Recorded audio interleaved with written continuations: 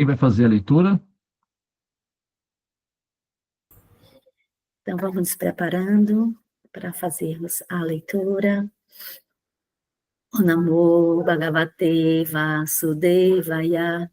O Namo Bhagavate Vasudevaya. O Namo Bhagavate Vasudevaya. Hare Krishna. Vamos, então, fazer a leitura.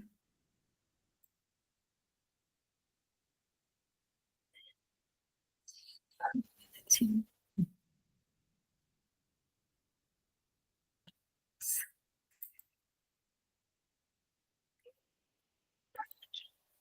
Então, nós estamos nos temático Bhagavatam, no canto 1, Criação, o capítulo 6, Diálogo entre Narada e Vyasadeva. Estamos fazendo a leitura hoje do verso 36 e do verso 37.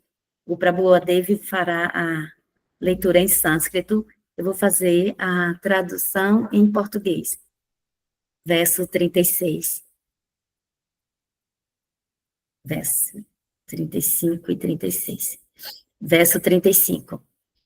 É verdade que, por praticar a restrição dos sentidos, através do sistema de yoga, podemos nos aliviar dos distúrbios do desejo e da luxúria, mas isso não é suficiente para satisfazer a alma, pois essa satisfação se obtém do serviço devocional à personalidade de Deus.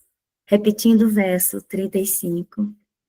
É verdade que, por praticar a restrição dos sentidos, através do sistema de yoga, podemos nos aliviar dos distúrbios do desejo e da luxúria. Mas isso não é suficiente para satisfazer a alma, pois essa satisfação se obtém do serviço devocional à personalidade de Deus. Seguindo para o verso 36. Verso 36, tradução. Ó Vyasadeva, és alguém livre de todos os pecados, assim como pediste. Expliquei meu nascimento e minhas atividades para a autorrealização. Tudo isso também será conducente à sua satisfação pessoal. Repetindo o verso 36. Ó Vyasadeva, és alguém livre de todos os pecados. Assim como pediste, expliquei meu nascimento e minhas atividades para a autorrealização. Tudo isso também será conduzente à tua satisfação pessoal. Tá no banheiro? Açaí. Vou entrar na contextualização.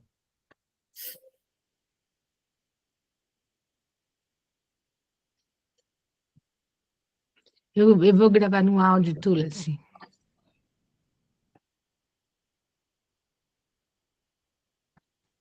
Você vai fazer o sânscrito, Devi? Eu não consigo. Ah, tá, eu vou fazer então.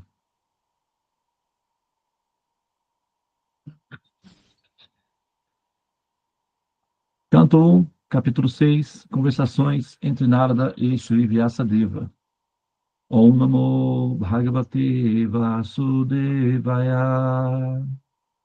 Om Namo Bhagavate Vasudevaya. Om Namo Bhagavate Vasudevaya. Om Yamajibhi Yoga Pasa Kamalobha Hato Moho Mukunda Sevaya Yadvat Tatam Hadhat Dhat Samyati Sarvam Tat Idhan Akyatam Yat Pristo Aham Chayanaga Jam Nakama Rashamyam Me Bhavatas Chatma Toshanam Om.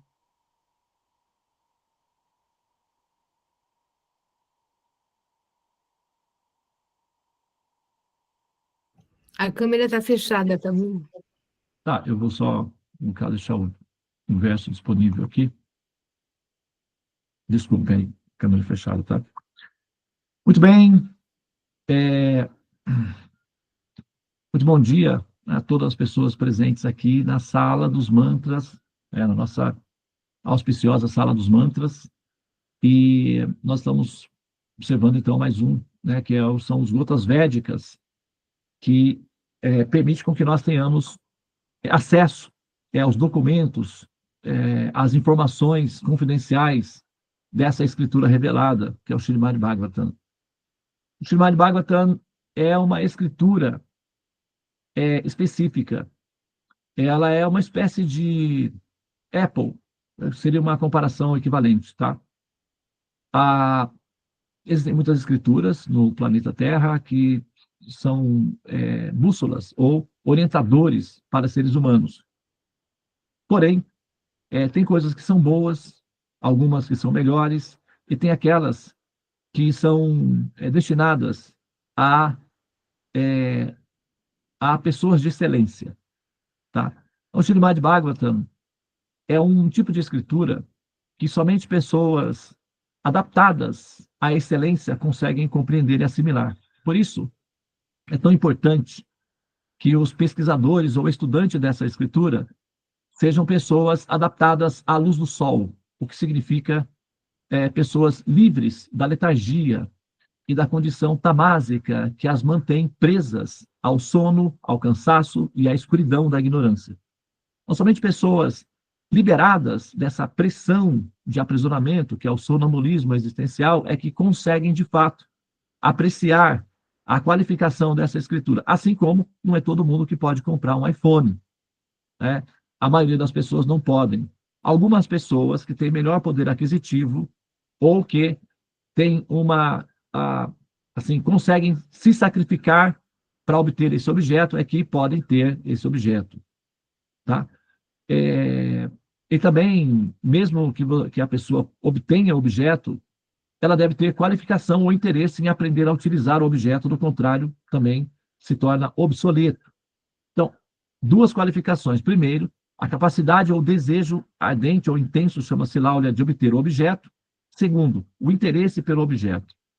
Então, essa escritura sagrada, ela é um objeto sofisticado e exige-se que o aprendiz ou aquele que está interagindo com ela tenha a qualificação mínima para interagir com esse objeto sofisticado, que é o conteúdo desse conhecimento do Srimad Bhagavatam. Então, é necessário uma mente saudável, sattva guna, ou seja, uma mente purificada para interagir e se interessar por esses conhecimentos, ou para ter acesso a esses conhecimentos. E, logicamente, é preciso que o observador entenda a dignidade desse conhecimento e a atitude do observador que reconhece a dignidade desse conhecimento demonstrará interesse autêntico para aprendê-los. Então, essas duas qualificações são como os dois olhos que permitem enxergar o futuro, tá? Então, essa é a glorificação que nós fazemos em relação a essa escritura, que foi preservada diligentemente pelos sábios autênticos, para que seres humanos autênticos pudessem fazer uso dela ao longo do processo da evolução humana. Srimad Bhagavatam é uma escritura milenar, sofisticada, muito inteligente e destinada para pessoas inteligentes e do futuro. Tá? Então, é uma boa fortuna que nós possamos estar interagindo com esse conteúdo. Tá? Então, sinta-se afortunado e aproveite a sua oportunidade autenticamente, reconhecendo a dignidade desse conhecimento e se interessando por eles. Bom, então, o verso de hoje tem um detalhe interessante aí, uma curiosidade, que é a seguinte, olha, observe bem que o verso vai dizer o seguinte: é verdade que, por praticar a restrição dos sentidos através do sistema de yoga, podemos aliviar dos distúrbios do desejo e da luxúria, tá? É verdade que, observando restrições, né, o celibato, as restrições aos objetos dos sentidos, isso alivia parcialmente a pressão que esses impulsos de desejos causam ao nosso coração. Entretanto, se a nossa mente não for adaptada a um outro tipo, um hábito deve ser substituído por outro. A mente nunca fica sem desejos, né? Às vezes as pessoas lutam para purificar a mente dos desejos. Então, elas desejam, assim, zero desejo. Mas o desejo de não ter desejos é um desejo, já em si. Então, a mente está sempre desejando. A natureza da mente é desejar, assim como uma criança. Qual é a natureza de uma criança? Se mover, agir, desejar, querer, fazer. E qual é a responsabilidade da mãe? E conduzir essa criança para fazer coisas benéficas, desejar coisas positivas.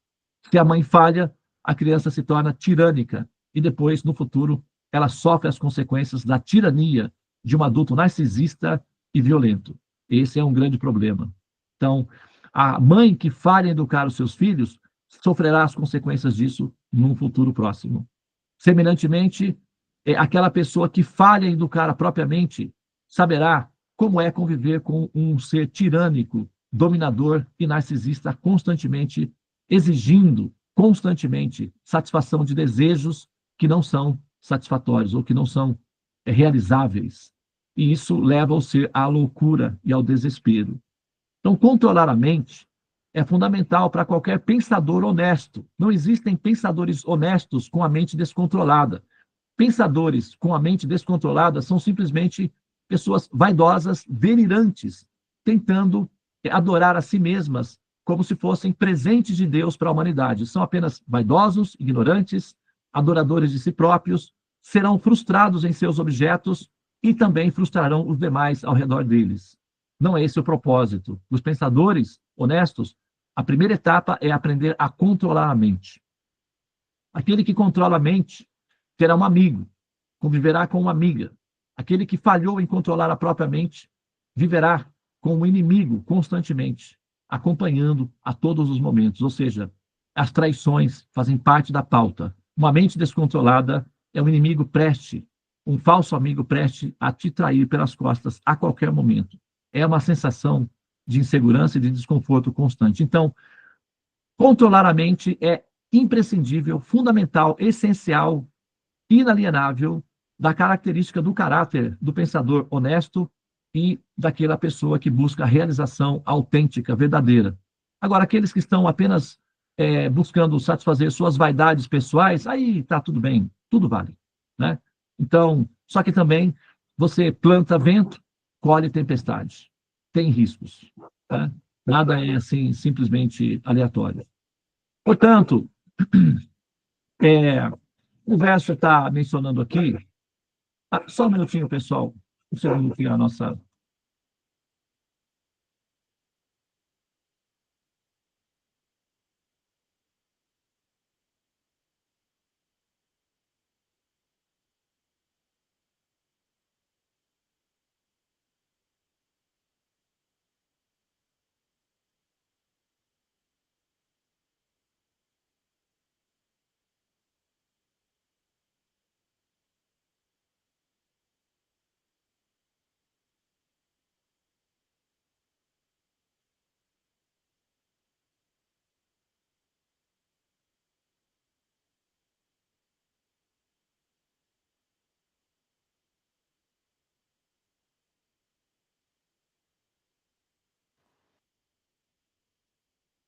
Muito bem. Então, prosseguindo, nós. O verso está dizendo que a simples restrição dos objetos, dos desejos, não são suficientes.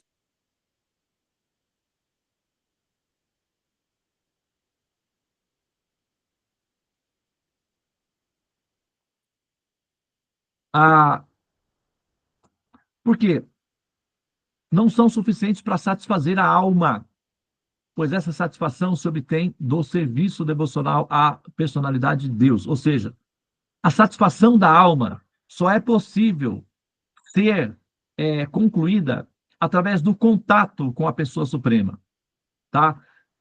Uma folha na árvore só consegue ser nutrida pela água se estiver conectada com a árvore, porque ela recebe nutrição através da raiz. A raiz é que nutre a folha da árvore, né? Nossas mãos, nossos olhos, nossas pernas, nosso corpo é nutrido pela raiz do corpo, que é o estômago. O estômago é a raiz. E o estômago redistribui energia para todo o corpo. E é assim que funciona. A mão não consegue ter satisfação isoladamente.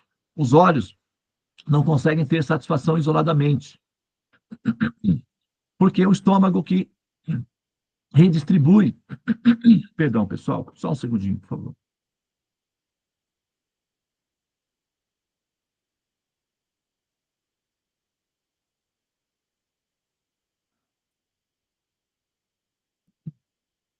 É que eu estou falando desde as 5 da manhã. Então, já são 7 horas e 41 minutos, já estou falando há quase 3 horas. Nós estávamos na outra sala. Então, assim como os membros do corpo não podem obter satisfação de forma isolada, independente, semelhantemente, a alma não obtém satisfação de forma isolada da pessoa suprema, que é a raiz. Então, essa pessoa suprema, ela deve ser incluída dentro do processo de amar, dentro do processo de atenção, tá? E essa pessoa suprema, assim, a absorção de nutrientes dessa pessoa suprema é mais bem elaborado quando a pessoa conhece a pessoa suprema, se interessa pela pessoa suprema, né? Por exemplo, se você tem é muito comum as pessoas terem álbuns de família, fotos, não é? De membros queridos, porque visualizar a pessoa é muito mais completo do que simplesmente pensar na pessoa. É dito que uma imagem vale mais do que 1000 palavras, né? Tem um ditado que diz isso daí. O que significa?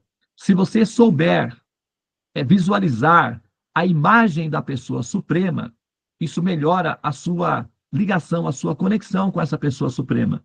Isso vai te nutrir, vai te dar condições de experimentar satisfação, tá? As pessoas, às vezes, apostam as suas fichas, as suas esperanças na prática da religião. As pessoas adquirem religiões, as religiões são controláveis. Nós, seres humanos, controlamos as religiões. Inclusive, às vezes a gente pega uma religião, troca, depois destroca, mexe, remexe, né? A gente muda a religião, adapta a religião. A religião é um objeto controlável por seres humanos. Os seres humanos controlam a religião. E eles podem simplesmente abandonar a religião, o que significa que os seres humanos manipulam a religião. E, eventualmente, as pessoas apostam as suas fichas de esperança de satisfação na religião, observando com retidão os preceitos e regras e regulações da religião. E ainda assim, são pessoas que eventualmente são mal-humoradas, aborrecidas, violentas, invejosas, mal-criadas, insatisfeitas e prejudiciais a si mesmas e aos outros, muito embora pratiquem religião. É muito comum isso nas religiões.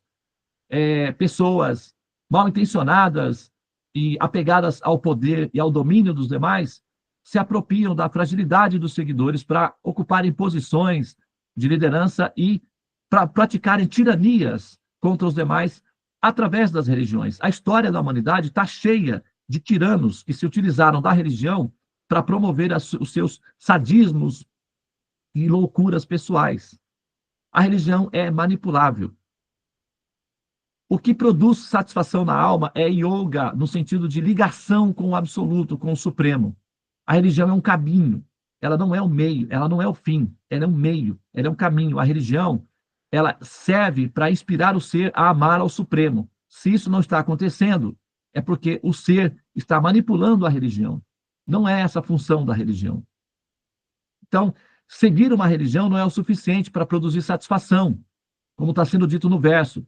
Controle, restrições, regras, regulações, práticas da religião não produzem a satisfação da alma.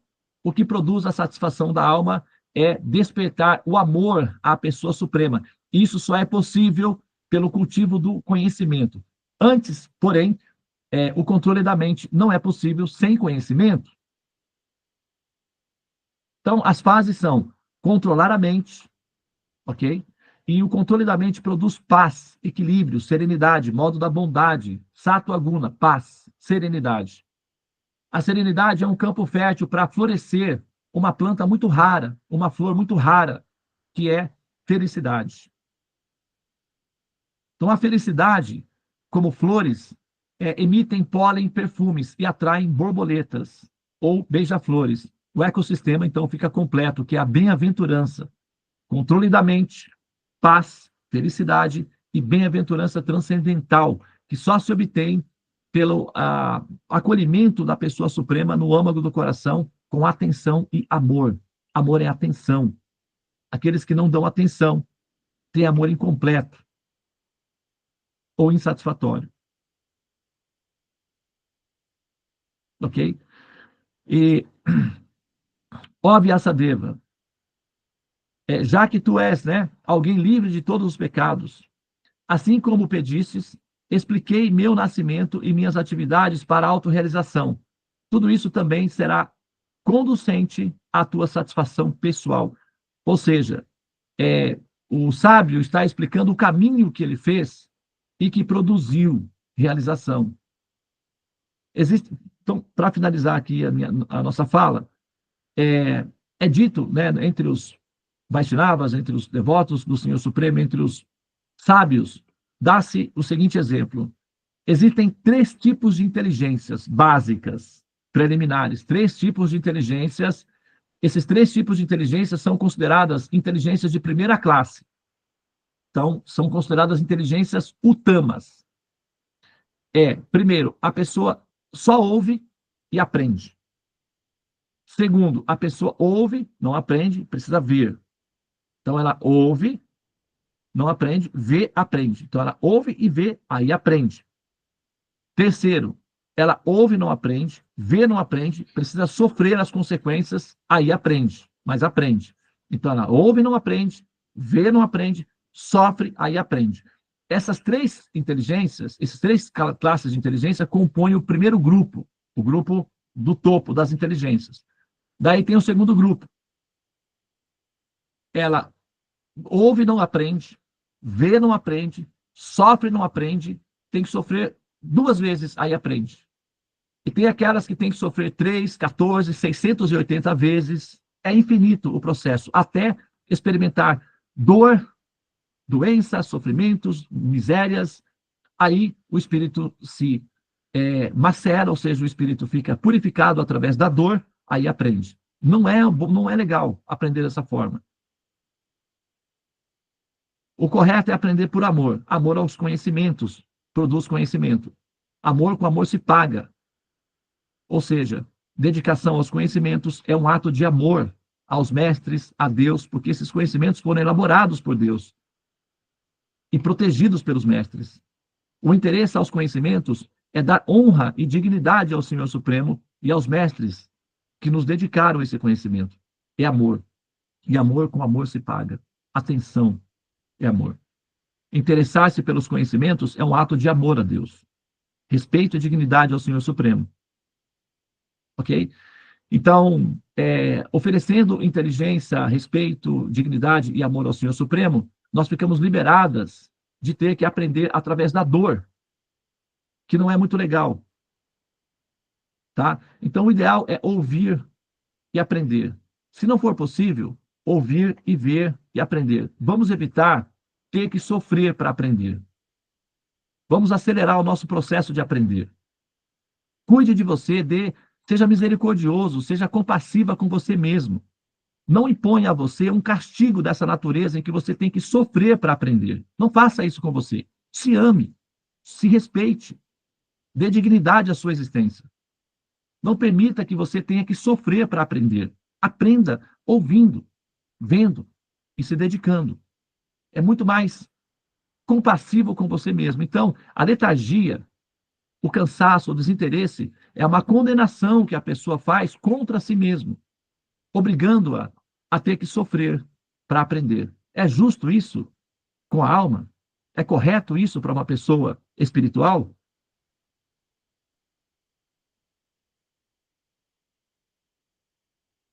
Né? Tá aí um tema para pensarmos, né? Muito bem, então eu vou pausar aqui. Obrigado pela atenção. Namastê. Hare Krishna, Krishna Krishna, Hare Hare, Hare Rama, Rama Rama, Hare Hare. Om Gyana Timirandasya, Gyananjana, Shalakaya, Chaksuram Militam Yena Tasmai Shri Gurave Namaha. Hari Om Shanti. Namaste Om Tat Sat. Hare Krishna.